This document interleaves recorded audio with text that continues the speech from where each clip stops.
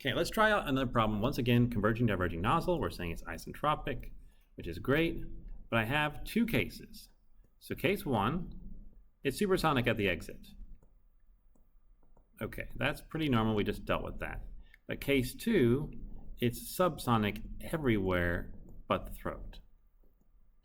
And at the throat, it is Mach 1.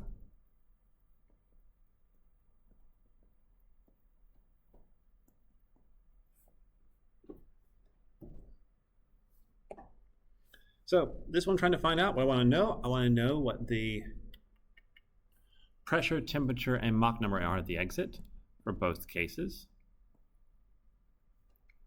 It tells me that A star, let's see, sorry, A exit over A star is equal to 2, and that it has reservoir properties, which means stagnation properties. And that means those are P naught is equal to 1 atmosphere, and I have T naught, which is equal to 288 Kelvin. If you're confused by the fact that said, like, wait a second, how can it be subsonic everywhere if it reached Mach number of equal to 1? You have to have high enough pressures to get supersonic.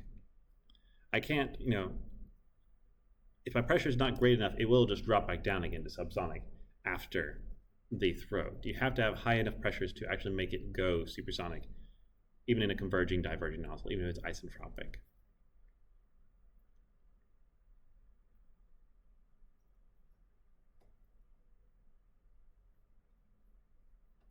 So let's figure this out here. P exit, T exit, M exit. What are you? What are you? Well, the Mach number of the exit is really, really simple, okay? And we can actually get it in both cases.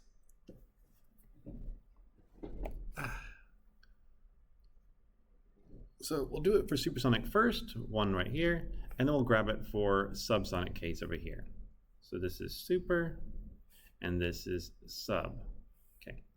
So how are we going to do it? Well, we're going to go to the appendix in both cases. So appendix A, and we're going to look for AE over A star is equal to 2.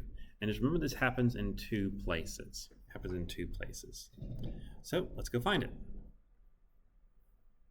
So I'm doing the supersonic case first.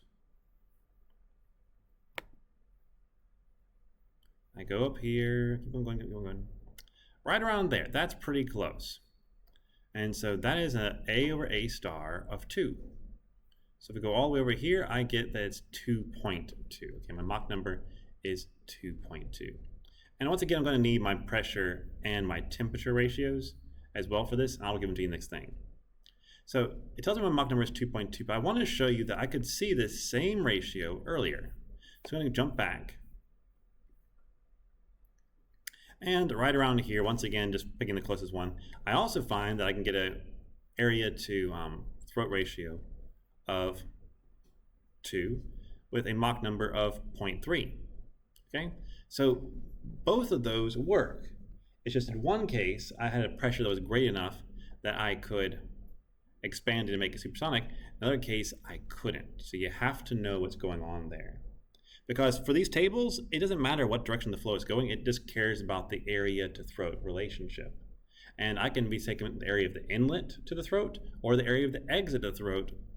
The area relationship is the same, but the Mach number will be very, very different. So subsonic, it'll be 0.3. Supersonic, it's going to be, whatever I said it was earlier. 2.2, yeah, 2.2, thank you. Okay, there we go. With a pressure ratio of 10.69 and a temperature ratio of 1.968. So let's get that written down. Okay. So my Mach number of the exit in one case is equal to 2.2, and I already know that in the other case it's going to be equal to 0.3 because I saw it, I can use it, it's going to work out just fine.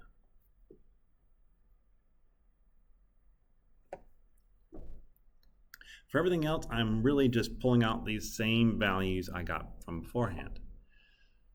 So I'm going to get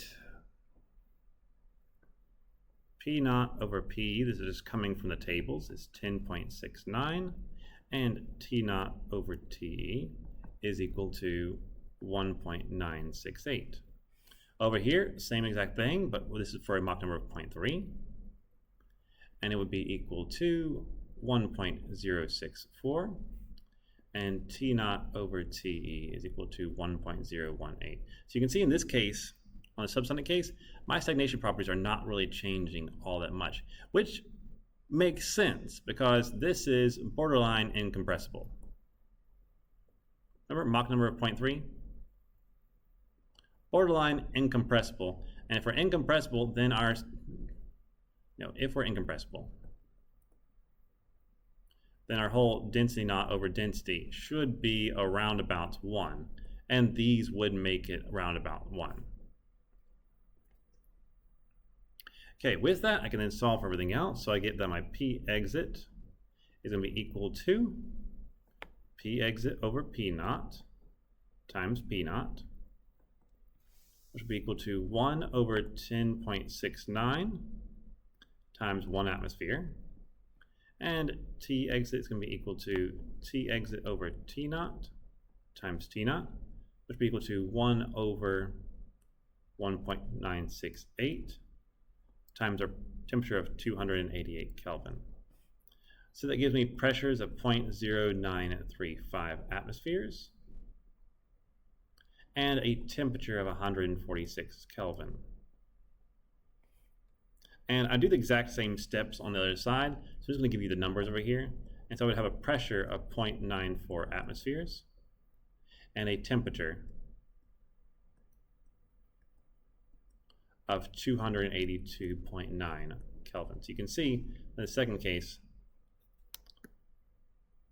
my properties really did not change that much at all when I get to the exit.